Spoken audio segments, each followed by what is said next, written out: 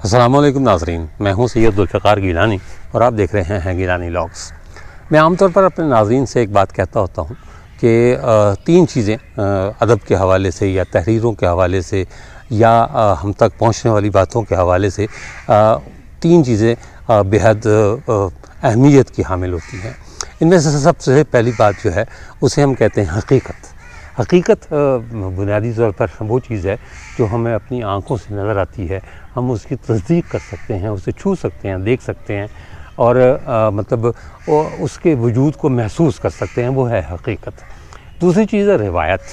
रिवायत आम तौर पर उसके पीछे मुस्तरद रावी मौजूद होता है और उसकी जो सबसे बेहतरीन मिसाल है, मैं अक्सर ये कहा करता हूँ कि अहादीस नबवी सल्लल्लाहु अलैहि वसल्लम रिवायत की बेहतरीन मिसाल हैं, क्योंकि उनके पीछे हमें बताने वाले रावी मौजूद हैं और वो इतने मुस्नद हैं कि माअज़ल्लाह उनमें से किसी हदीस के बारे में हम किसी शक का इजहार नहीं कर सकते, क्योंकि वो मुस्नद रावियों के से होती हुई हम तक पहुँची हैं और उन्हीं की बुनियाद पर हम उन पर अपना मुकम्मल यकीन रखते हैं।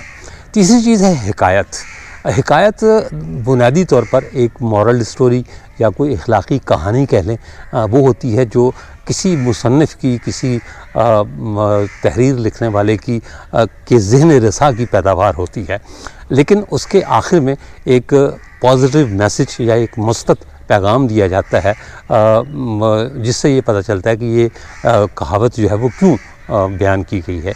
जैसे हकीम लुकमान का वजूद साबित नहीं है, कुरान मजीद में भी उसका कोई ऐसा ख़ास ज़िक्र नहीं किया गया जिसकी बुनियाद पर कहा जाए कि हकीम लुकमान थे या नहीं थे, लेकिन आम तौर पर एक कहावत मशहूर है कि जी वहम का इलाज तो हकीम लुकमान के पास भी नहीं था।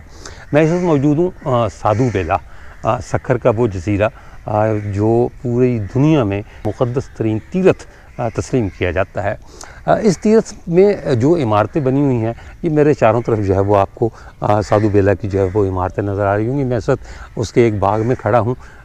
ये उसकी इमारतें हैं, गुंबद नज़र आ रहा होगा, ये पुरानी इमारतें, ये सामने जो है वो दरिया के पार आपको सक्खर की कुछ इमारतें भी नज़र आ रही होंगी। ये बहुत बड़ा पार्क है जो साधु बेला का जो पड़ोसी जज़ीरा हुआ करता था, जिसे दीन बेलो मुसलमानों ने नाम दे रखा था, ये पार्क वगैरह उस दीन बेलो का हिस्सा हैं। यानी दो जज़ीरों को मिलाकर इसे एक जज़ीरा बनाया गया था और अब ये पूरा जज़ीरा ही साधु बेला के नाम से पुकारा जाता है। अच्छा, साधु बेला से जो है वो कई रवायात और बातें जुड़ी हुई हैं। मसलन ये कहा जाता है कि सैलाब के दौरान जब दरिया मस्ती में होता है, उन दिनों में साधु बेला को हमेशा डूबने का ख़तरा रहता है, लेकिन यहाँ एक रिवायत मशहूर है कि दरिया में पानी कितना भी हो, साधु बाबा के मंदिरों को कुछ नहीं हो सकता।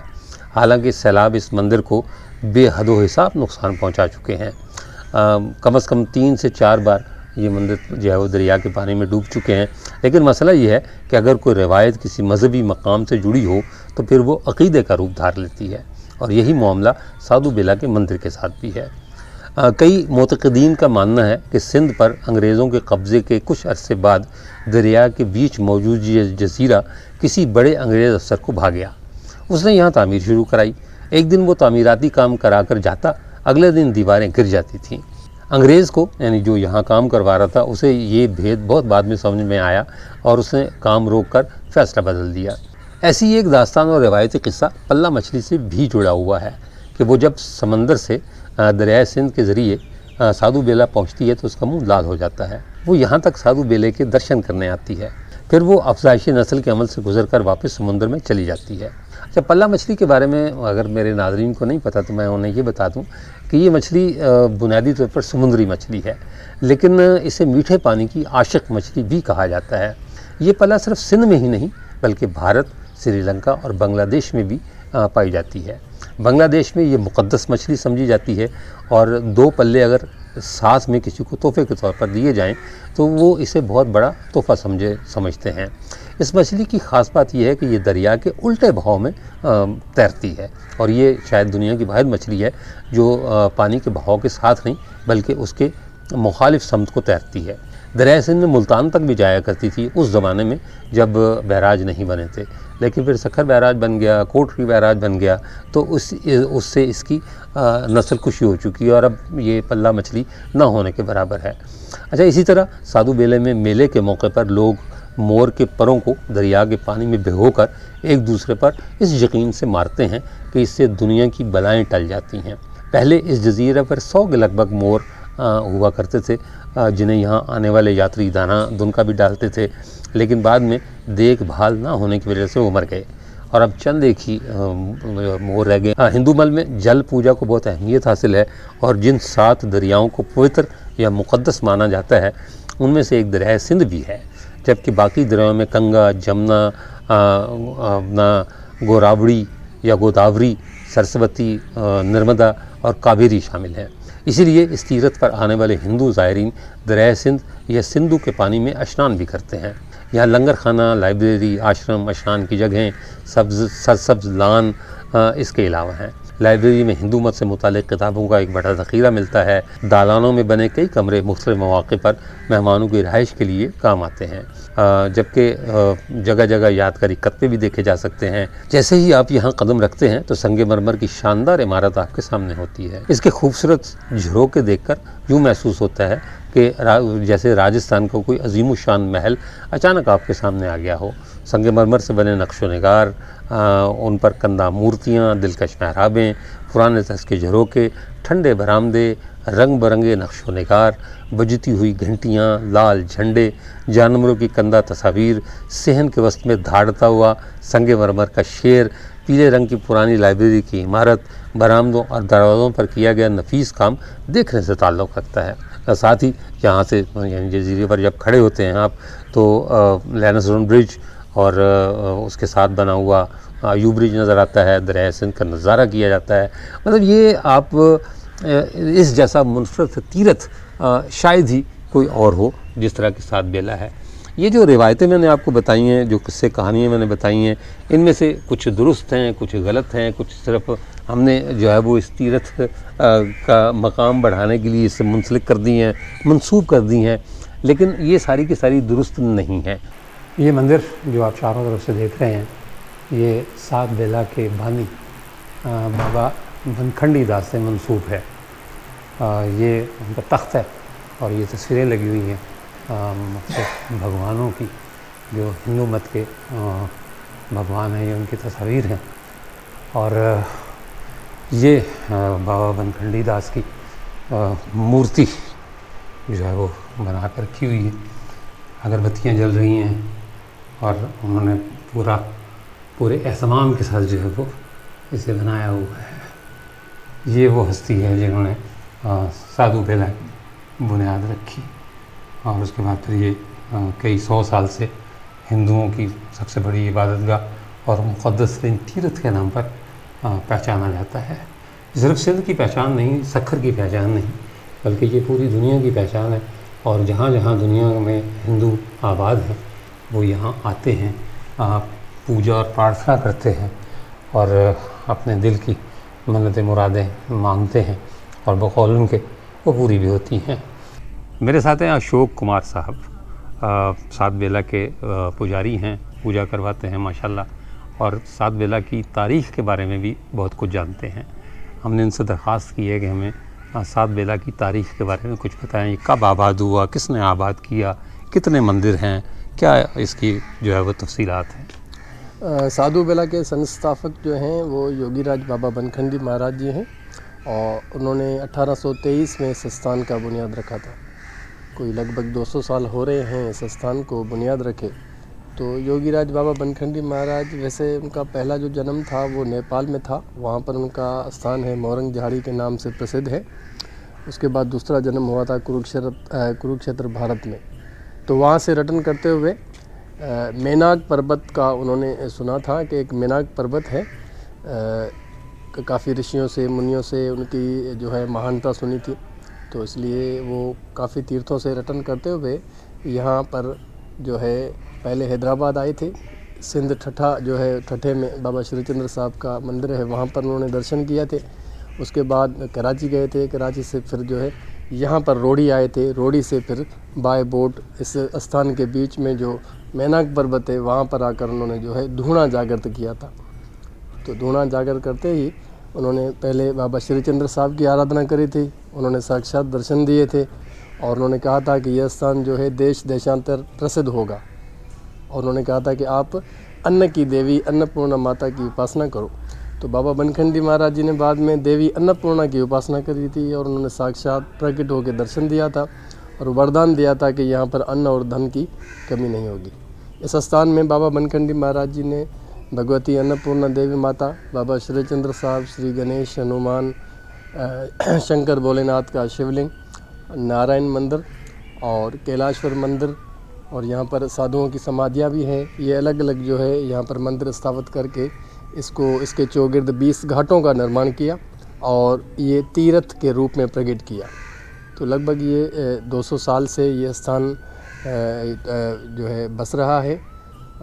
उनके बाद जो इनकी गद्दीनशीन हुए हैं स्वामी हरिनारायण दास जी को बाबा बनखंडी महाराज जी ने ये अपना जो है इस गद्दी का महंत बनाया था, इस योराज बनाया था। उनके बाद गद्दीनशीनों का स्वामी हरप्रसाद, स्वामी अचल प्रसाद, स्वामी संतदास, स्वामी जयराम दास, स्वामी मोहन दास, करण दास, विशन दास, ऐसे जो है मौजूदा गद्दीनशीन जो हैं आचार्य स्वामी गौरी शंकर दास जी महाराज उदासीन महात्मा हैं जो भारत में रहते हैं। तो ये एक सनातन धर्म का एक बड़ा ही एक पवित्र स्थान है जहाँ पर हिंदू यात्री जाकर यहाँ पर पूजा पाठ करके यहाँ पर इस गंगा में स्नान करके अपने आप को पवित्र करते हैं, पापों से मुक्त होते हैं। वैसे भी जितने भी तीर्थ स्थान हैं वहाँ पर जाकर अपने जो है जो आवागमन से जो है वो मुक्त होना चाहते हैं। तो ऐसे ही ये एक प्राचीन जो है तीर्थ स्थान है। 200 साल पहले तो बाबा बनखंडी जी ने इसको आबाद किया, पर इससे पहले भी जो मेनाक पर्वत है इनका जो जिक्र है ऋग्वेद में भी आया है और इसके अलावा हमारे बहुत से पुराणों में भी इसका जिक्र आया है। तो यहाँ पर चक्कर तीर्थ के नाम से एक प्रसिद्ध हुआ करता था। वैसे अगर हम डीपली जाएं तो ये जो सिंधु नदी है, ये सिंधु नदी की भी बड़ी एक हमारे शास्त्रों में महानता गाई है और लिखी है, क्योंकि जो सनातन सभ्यता और संस्कृति है उसको अपने गोद में जो पालन पोषण करने वाली है वो सिंधु नदी है। सिंधु नदी पर के किनारे पर ही जो ऋषि मुनि और साधु लोग होते थे वो तप करते थे और उन्होंने इस किनारे पर ही वेदों का और पुराणों का निर्माण किया था। तो ये सिंधु नदी एक महान नदी है, ये सतयुगी नदी कहलाती है। सिंधु नदी का जो प्रधान तीर्थ है वो साधु बेला तीर्थ स्थान है। जैसे गंगा नदी का प्रधान तीर्थ जो है वो हरिद्वार है, ऐसे ही ये साधु बेला को अगर हम कहेंगे तो यहाँ पर जो है पुण्य आकर बहुत मिलता है। अच्छा, एक दो बातें मैं आपसे पूछूंगा। मेनाक पर्वत जो है वो इसका पुराना नाम है सात बेला का। ये 962 ईस्वी में एक ज़लज़ला आया था जिसकी वजह से दरिया सिंध ने अपना रुख बदला। आपने फरमाया कि ये सदियों पहले मतलब ऋग्वेद में भी इसका जिक्र आया, तो इसका तो वजूद ही नहीं था। जब ऋग्वेद लिखी गई तो मेनाक पर्वत का वजूद नहीं था। हमारे देखें ना, मैं आपको ये बताऊं, मेनाक पर्वत का जो जिक्र है हमारे होली जो शास्त्र हैं उनमें आया है। ठीक है, मेनाक पर्वत का। दूसरा जो सनातन धर्म है ये तो सृष्टि की आद से है, पुराना है, तारीखी है। सनातन धर्म आप समझ सकते हैं। सही। इस सृष्टि की जो उम्र है कोई 1 अरब 96 करोड़ ऐसे जो है ये ठीक है, ये सनातन धर्म की है जी। तो जब प्रलय होती है तो ये सारा जल थल होता है। अच्छा, जलमय होता है, आप समझते हैं? ठीक है, ये सारा पानी पानी हो जाता है। पानी हो जाता है जी। तो इस दुनिया का ऐसे समझो कि 3 हिस्सा पानी है, 1 हिस्सा खुशकी है। इस चीज़ को आप मानते हैं? हाँ जी, 7 समंदर हैं। ये एक द्वीप होता है, जैसे 7 हम कह सकते हैं कि एशिया द्वीप में बैठे हुए हम। आपके यहाँ 7 दरिया भी बड़े पवित्र माने जाते हैं, जिनमें से एक सिंधु नदी है। हाँ, सिंधु नदी, पर एक इसमें क्योंकि कहूँ मैं ना तो इसमें 6 नदियाँ और मिल रही हैं। हाँ जी, गोदावरी है, नर्मदा है, सतलज, चंद्रभागा, रावी, सिंधु, वटकारा, सरस्वती, वत्सा, जिसमें मिलकर शोभा, सिंधु, शोभारा। तो आपने कहा कि 900 साल पहले पता नहीं क्या 962 में ज़लज़ला आया था। हाँ, तो वो उस वक्त कहानी में जो ये मेनाक पर्वत की बात कर रहा हूँ, जो अरबी समुद्र है ना, अरबी समुद्र, इसको हम तारीख में पीछे चले जाएं तो ये ऐसे समझो कि जो जहाज़ हुआ करते थे इनके पतन यहाँ तक होते थे, हैदराबाद तक होते थे, वो बिल्कुल यहाँ पर आते थे। ये सिंधु नदी का बड़ा ही एक बहकरा होता था। अच्छा, नहीं, मेरा पॉइंट ये है कि 962 ईस्वी से पहले दरिया सिंध यहाँ नहीं बहता था। नहीं, वो सात बेला का वजूद भी नहीं था। बिल्कुल, उनका रुख जो है ना चेंज होता रहता है। हाँ, दरिया का रुख।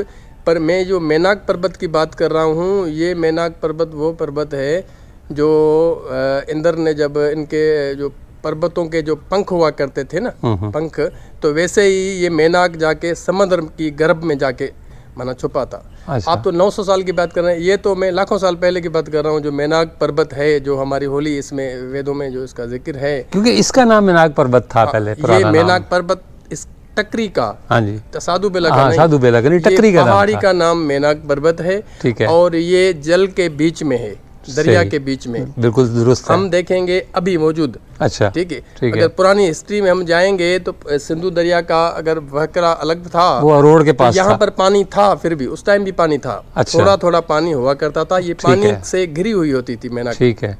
बाद में ये पानी कुछ ज्यादा हो गया। अगर पीछे जाएं तो ये समुद्र के बीच में है समंदर मेनाक। के बीच में था। बिल्कुल ये सही है मेनाक समुद्र के बीच कि में। अभी जो पहाड़ी हैं उनके कटाव से लगता है कि कभी ये समंदर था, अब ये खुश्की पर आ गई हुई हाँ है। हाँ बिल्कुल, कभी ऐसे समंदर था। कभी समंदर हाँ, था। ये बिल्कुल। मैं इस बात को तस्लीम करता हूँ। अच्छा, दूसरी बात ये है कि जो मतलब आपके 9 जो कदी नशीन थे यहाँ के, उनमें से आखिरी से हरनाम दास साहब के, उनके बारे में कहा जाता है कि वो इसको ताला लगा के चाबियाँ साथ ले गए थे। 48 में 47 में उन्होंने यहाँ से माइग्रेट किया था।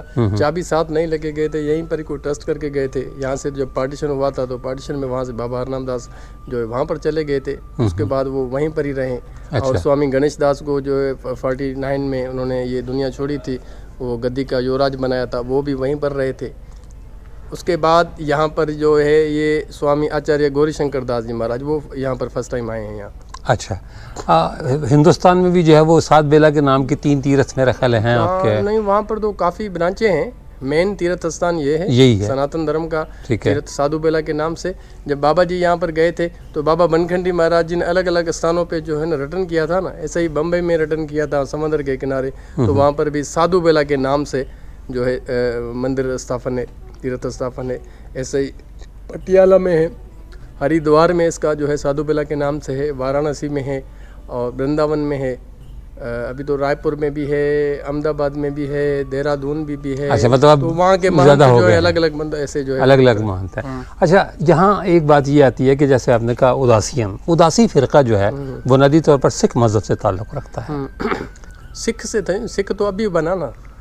सिख जो है वो हमारा ये जो उदासीन जो पंथ का जो इसमें शास्त्रों में जो व्याख्यान है वो संत सनातन सनातन संत कुमार से लेकर उदासीन महात्मा होते आए हैं।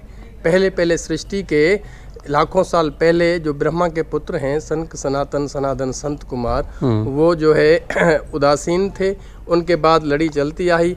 फिर पुनर् जो है जगत गुरु श्री चंद्र भगवान गुरु नानक साहब के जो बेटे थे उन्होंने इस जो है उदासीन संप्रदाय का प्रचार प्रसार विश्व में किया। अच्छा, मतलब उन्होंने इसे जो है वो उजागर किया मतलब ये उदासीन फिरका पहले से मौजूद था, बिल्कुल। उन्होंने उसका जो है प्रचार किया, जबकि लोग ये कहते हैं कि शायद उन्होंने इसकी बुनियाद रखी। बिल्कुल नहीं।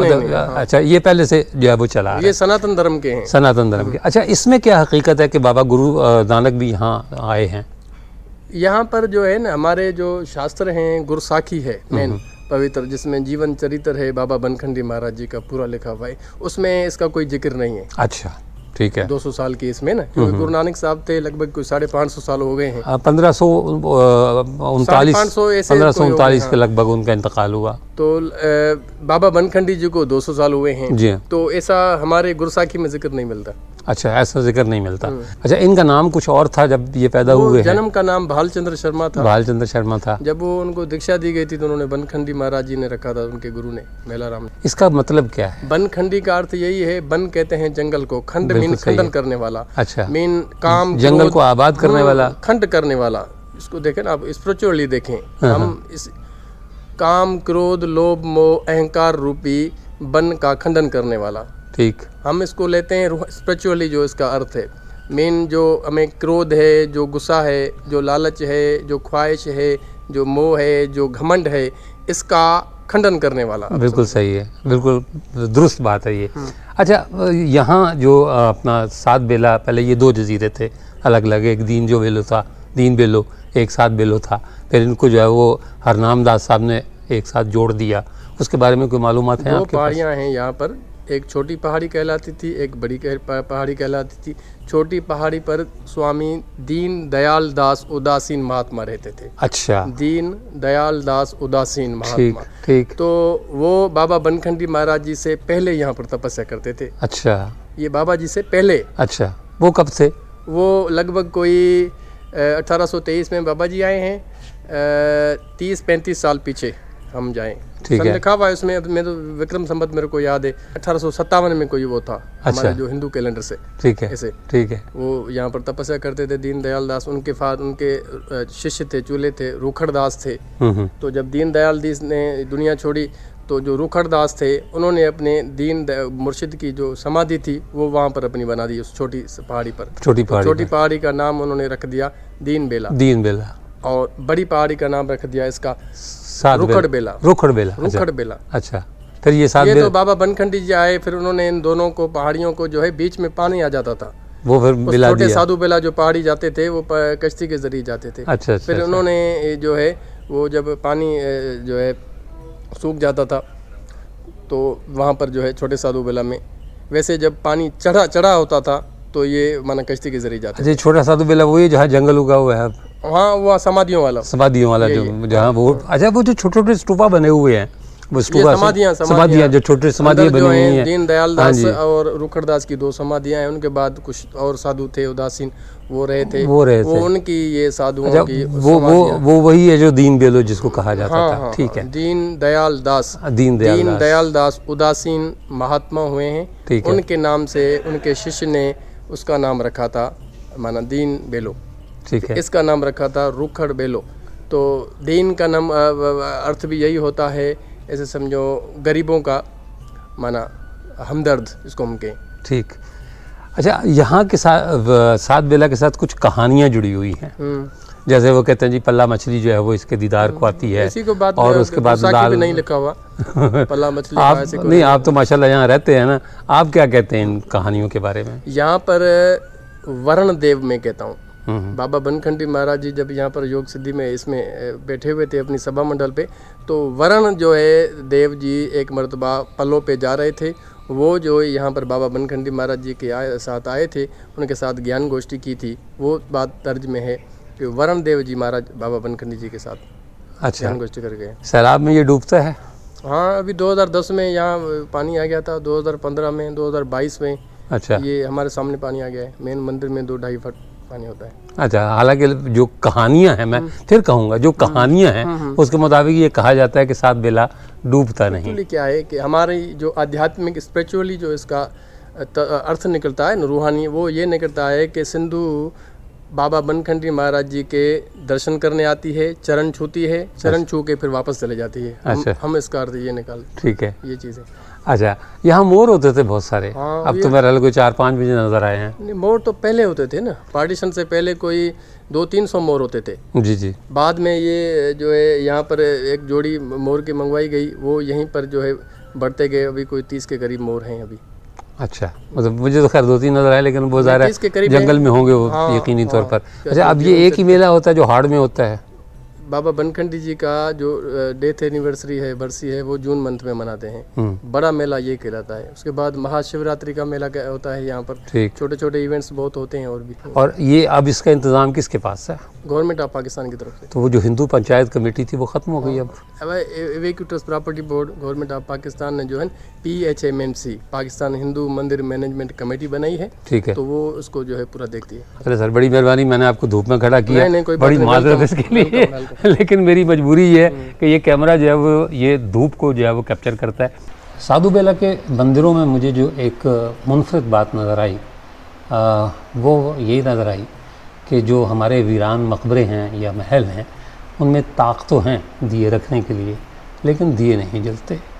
और एक बात जो मुश्तरका नज़र आई वो ये है कि जिस तरह हम मज़ारों पर जाकर दिए जलाते हैं, हिंदू भी मंदिरों में आकर दिए जलाते हैं।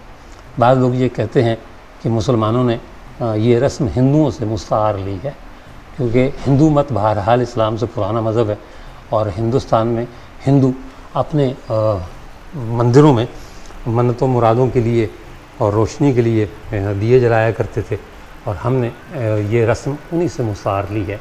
जिस तरह शब बारात के बारे में ये कहा जाता है कि असूली तौर पर गुनाहों से तौबा करने की रात है, लेकिन हमारे यहाँ उस रात को बिल्कुल उसी अंदाज में मनाया जाता है जिस अंदाज में हिंदू दिवाली मनाते हैं।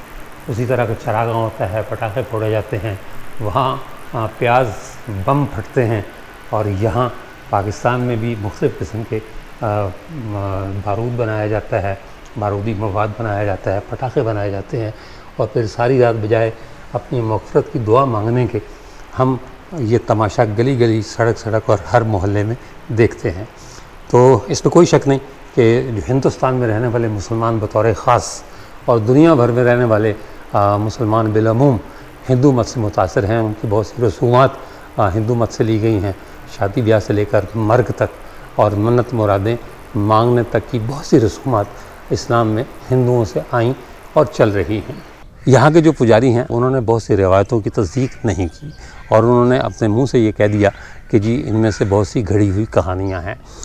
मैं भी इन्हें कहानियाँ ही समझता हूँ, किस्से कहानियाँ जिनका कोई वजूद नहीं, सिर्फ़ इस जगह की अहमियत बढ़ाने के लिए उन्हें गढ़ा गया, फैलाया गया और अब लोग मतलब यकीन की हद तक उन्हें तस्लीम करते हैं। ये कहानियाँ जन्म क्यों लेती हैं, उसका सबसे जो बुनियादी मकसद जो एक वजह है जो मेरी समझ में बात आती है वो ये है कि रिवायतें जब किसी मजहबी मकाम से जुड़ती हैं या जोड़ ली जाती हैं, जैसे ये मुसलमानों में भी है, ऐसा नहीं कि ये सिर्फ हिंदुओं का अक़ीदा है, बल्कि मुसलमानों में भी ये बात है कि वो जब किसी मन घड़त दास्तान को किसी मजहबी मकाम से या किसी मजहबी वाक़े से जोड़ लेते हैं तो फिर वो हकीकत का रूप धार लेती है। मतलब लोग उसे बादियो नज़र में कह लें वो हकीकत समझने लगते हैं, हालांकि वो हकीकत है नहीं।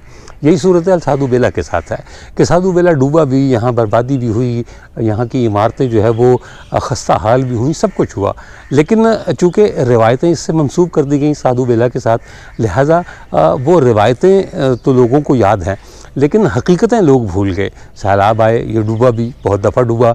मैंने तो खैर ज़ाती तौर पर नहीं देखा, हालांकि मैं जो है वो सक्कर में एक अरसे तक मुकीम रहा, मैंने कभी साधु बेले को डूबते नहीं देखा। लेकिन ये जो है वो पुजारी साहब ने भी कहा कि जी साधु बेले को कम से कम 3 दफ़ा तो मैंने डूबते देखा है। तो इसलिए मेरी गुजारिश है, मतलब अपने नाज़रीन से भी गुजारिश है और दूसरे लोगों से भी गुजारिश है कि इस्लाम में ये बात कही गई है कि जब तक किसी बात की तस्दीक ना कर लो उसे आगे ना बढ़ाओ। तो ये साधु बेला के बारे में जो रिवायतें हैं, ये जो हमारे मज़हब में यानी इस्लाम में जो मन घड़त किस्से और कहानियाँ मशहूर हैं, अल्लाह माफ़ करे बाज़ लोग तो करामतों को भी ये जो है वो कहते हैं कि ये मन घड़त किस्से और कहानियाँ अफसाने हैं। यही वजह है कि मैंने मज़ारों के बारे में ब्लॉग करने छोड़ दिए, क्योंकि जब मैं जो है वो बुज़ुर्गों की करामतें बयान किया करता था और मुझे जो तबसरे मिलते थे, जो कमेंट्स मिलते थे, उनमें बहुत से लोग ये कहा करते थे कि ये झूठ है, अफसाने हैं। लेकिन याद रखिए कि करामत में और किस्से कहानियों में ज़मीन आसमान का फ़र्क है। लिहाजा मैंने ये सोचकर मज़ारों के ब्लॉग करने और औलिया कराम की करामतें बतानी छोड़ दी कि कहीं ना कहीं या तो मैं गुनहगार हो रहा हूँ इन लोगों का ईमान मुतज़ल्ज़ल करके, जो पहले से मुतज़ल्ज़ल है, क्योंकि इस तरह की बातें वही लोग करते हैं जिनका ईमान कमज़ोर होता है। जिनका ईमान जो है वो मज़बूत होता है वो इन करामत पर यकीन रखते हैं, क्योंकि ये तयशुदा बात है कि औलिया कराम ने जो कुछ किया वो अल्लाह की रज़ा से किया। हर करामत मोजज़े के पीछे, हर वाक़े के पीछे अल्लाह ताला ख़ुद बैठे हैं और ये उन्हीं की करम का नतीजा है।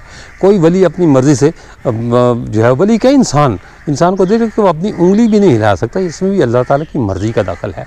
तो अगर कोई वली किसी के उससे जो है वो करामत ज़ाहिर होती है, किसी नबी से मोजज़ा जो है वो सरज़द होता है, तो ये सब कुछ अल्लाह ताला की रज़ा से मशरूत है। अल्लाह चाहे तो सब कुछ हो सकता है और अल्लाह ना चाहे कुछ भी नहीं हो सकता। इसीलिए कहा गया है कि वो कुन कहता है और हो जाता है।